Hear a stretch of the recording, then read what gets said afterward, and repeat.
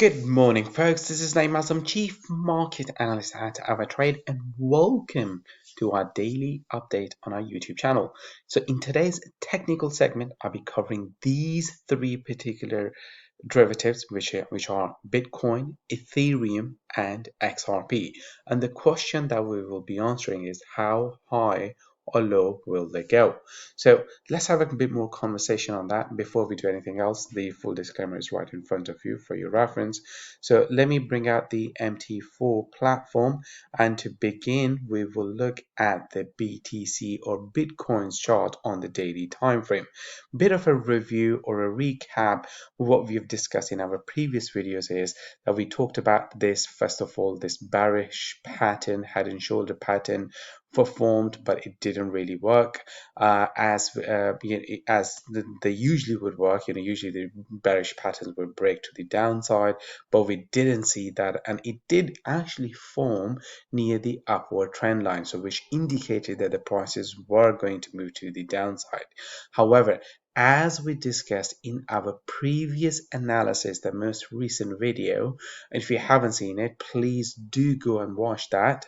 And more importantly, folks, make sure that you are subscribed to our channel, because we do put really good content that can help you to become even more better trader. We talked about this bullish pattern forming and projecting the projection of this particular bullish pattern, which is your ascending triangle, indicating to us that prices can easily achieve that 77,000 price level.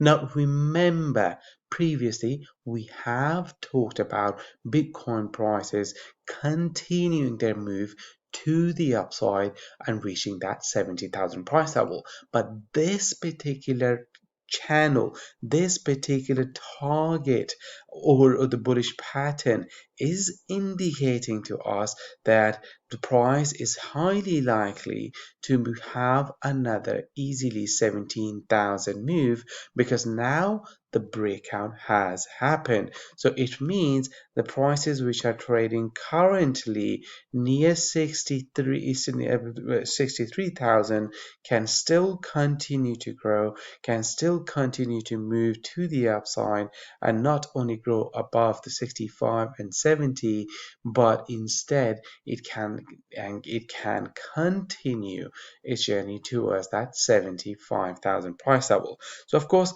the question is, do we need to be mindful of any other time frames to spot any weakness? So the first sort of a weakness is going to come from the 30-minute time frame, and that is where the 50-day moving average is trading, and this is where our 100-day moving average is trading, and finally a 200-day moving average. Now clearly the price has broken out of this particular consolidation zone, which we have seen for the last number of for some time, and now the price is moving to the upside. So we could easily see another 2000 price level based on this particular projection. But what we do continue to want to monitor and see is the price needs to stay above the 50-day simple moving average on the 30-minute time frame. Similarly, on the 4-hour time frame, we also want the price to continue to stay above the 50, 100, and the 200-day simple moving averages. So these are the two time frames that we've got to be very much monitoring the price action, especially the 30-minute time frame, in terms of our trailing stop loss, or in relation to that another opportunity to increase your position. But the trend that we'll be monitoring would be on the daily time frame, and then we will, as long as the price continues to trade above that 50-day simple moving average, we have literally nothing to worry about.